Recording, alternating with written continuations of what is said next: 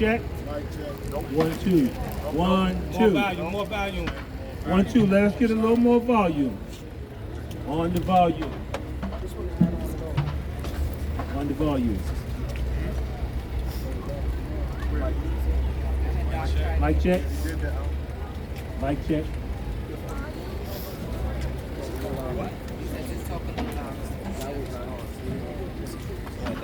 Mic check. Let's go. Project. Mic check. Here we go. When I say human, you say justice. Human. Justice. Human. Justice. When I say human, you say justice. Human. Justice. Human. Justice. Once again, we are gathered here, this time on the steps of the Brooklyn Borough President's office to talk about human justice. And again, we are honored that we have leaders from all over the nation who have embraced the concept of human justice. Human rights plus human development equals human justice. We have men, we have women, we have people who are representing every form of justice, from criminal justice to environmental justice and everything in between. We represent the human family. That's right. And we leave no one out. Everyone is invited. If you are a human being, you are part of the Human Justice Network. That's right. If you're not a human being, check out our registration table. We will have a conversation with you.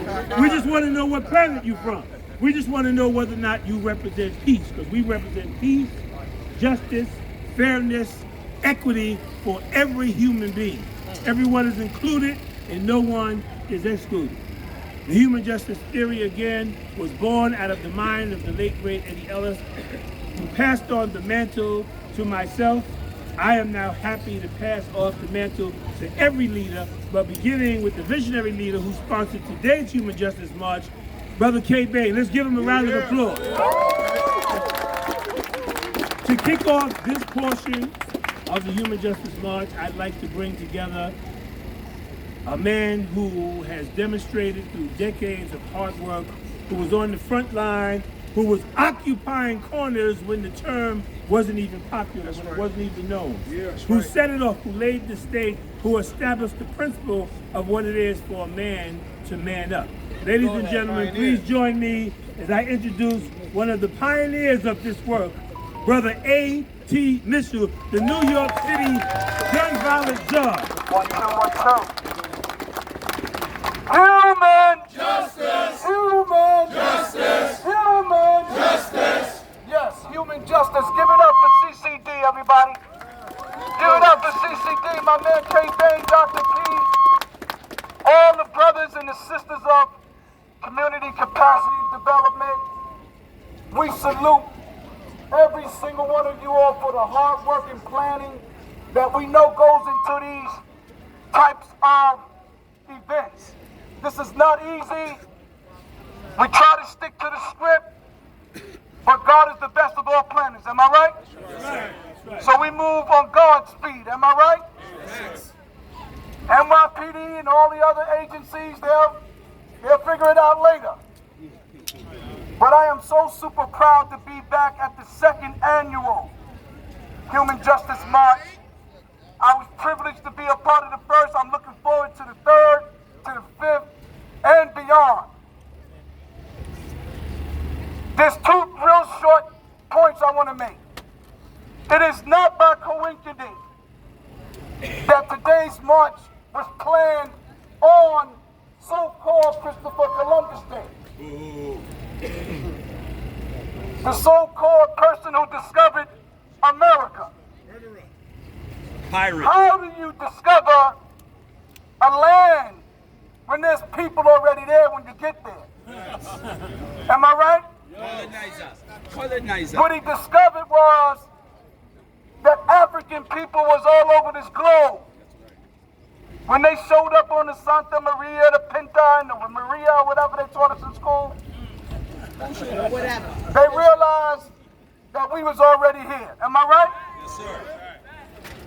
And so it is not Christopher Columbus Day, it's Human Justice Day. That's right. That's right. Because when they arrived on these shores, they did a big injustice to the people that they encountered when they got here. And to this day, we're still suffering from that injustice. And so it is ideal, it makes all the sense in the world to hold this type of march on this day because we are demanding justice from the so-called day when they arrived on these shores. Make no mistakes about the violence that we all are familiar with. It did not start with us. It did not come from us. If anything, we're one of the most non-violent, peaceful people in the world. That's what blows their mind. How is it that we haven't turned this city upside down after all the injustice that we have endured? Because we maintain our pause. We're resilient. We're focused. We're doing this on behalf of our ancestors. Those that laid their lives down for us. We are now, right, Kay? We're laying our lives down, right, Lance? For them. And that's the sister that got up here, my queen, my brother's daughter, has said that every single one of us is a resource. Every single one of us is a human resource. So we're looking at the human resource department right here. Use what you got, what God gave you. The gift, find out whatever that is, and then put it to use. Lastly, we're shifting a gear from this gun violence movement that we have been able to put a lot of work in. And we are moving it into a suicide prevention work. Because what we endure, what we experience is not homicide. Where my brother Homo at? It's suicide. Think about it. What is suicide? It's when you take up your own life. Am I right? And so when we say boycott black murder, when we say stop killing beef, when we say man up, not down, we're talking about suicide prevention. Stop killing your own family. When you kill your brother, you're killing your own family. That's not homicide, that's suicide. And so we got to get into suicide prevention as well. I am just, again, I want to shout out my brothers that have come from all over the country. My brothers and sisters from Baltimore is in the building. When you have B-More Campbell's in the building. My brothers and sisters from the ATL, from my people from Atlanta, they in the building. I see my brothers and sisters from upstate Newburgh.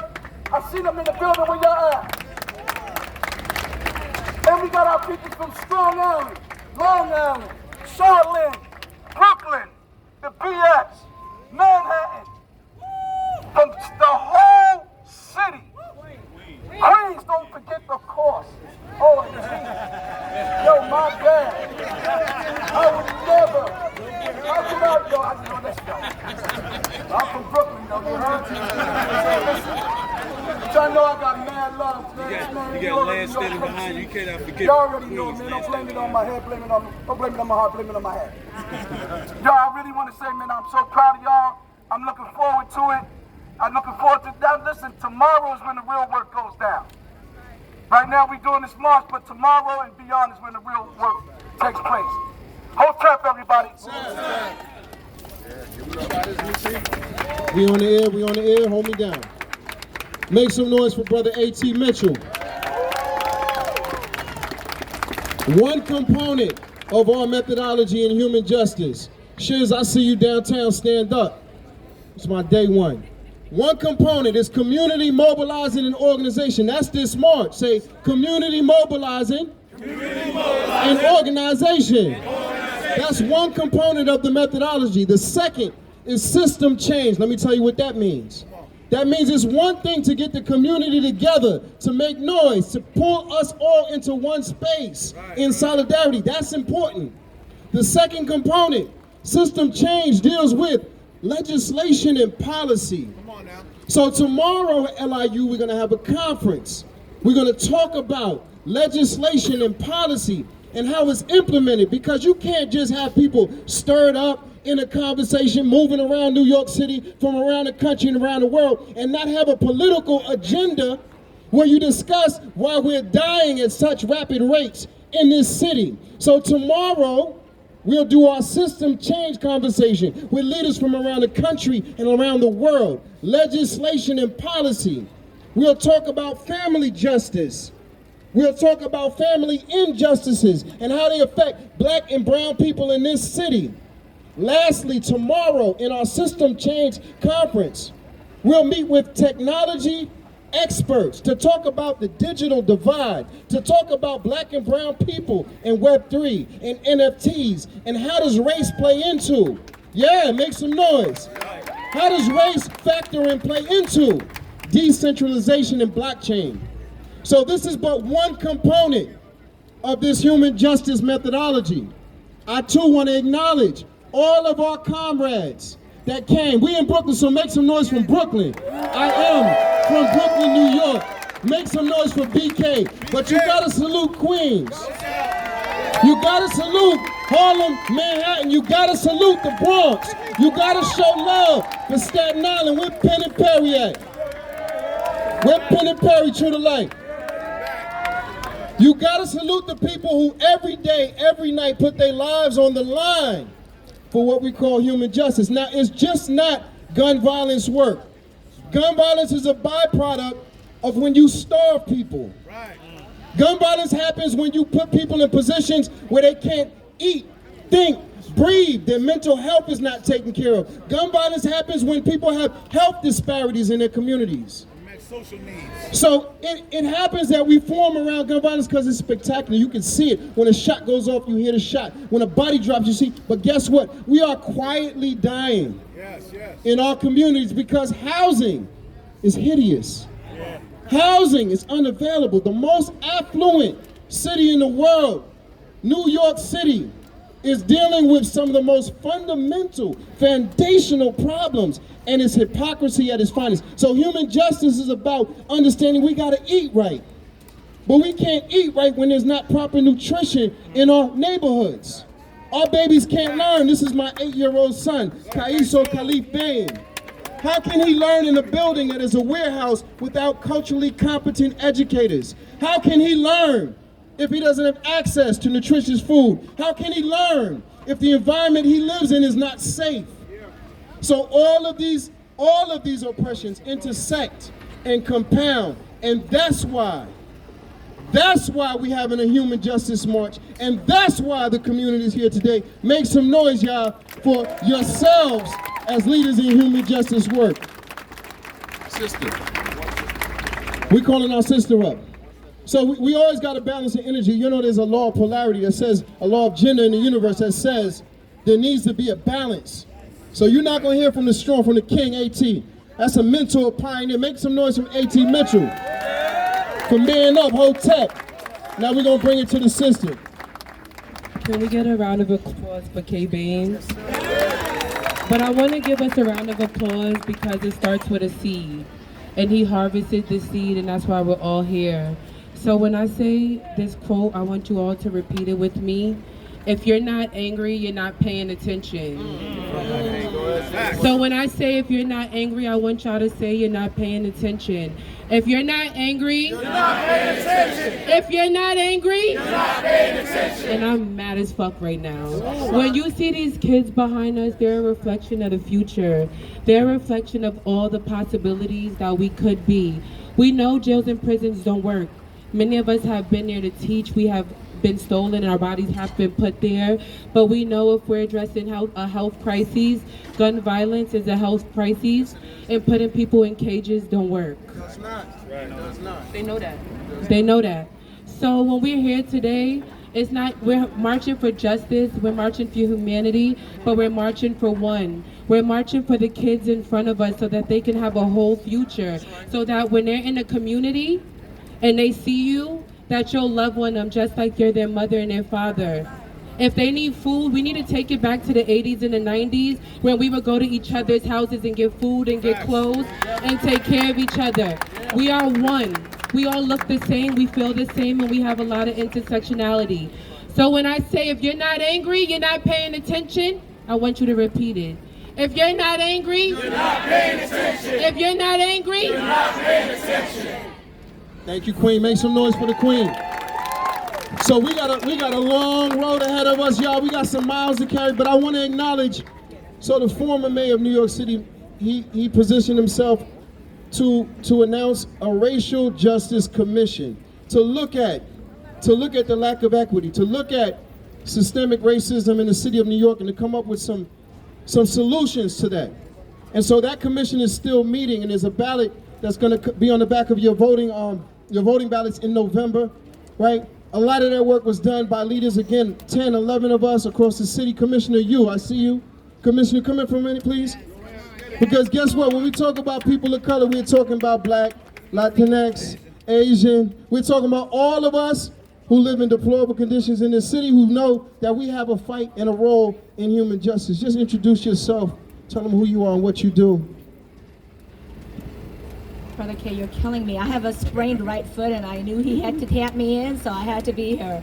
My name is Joanne Yu, and I'm the executive director of the Asian American Federation, and Kay and I had the privilege of sitting next to each other at many of those Racial Justice Commission hearings, and just leave in tears hearing the stories of real New Yorkers and how they're enduring through all of this pandemic and the centuries of injustice that our communities have suffered.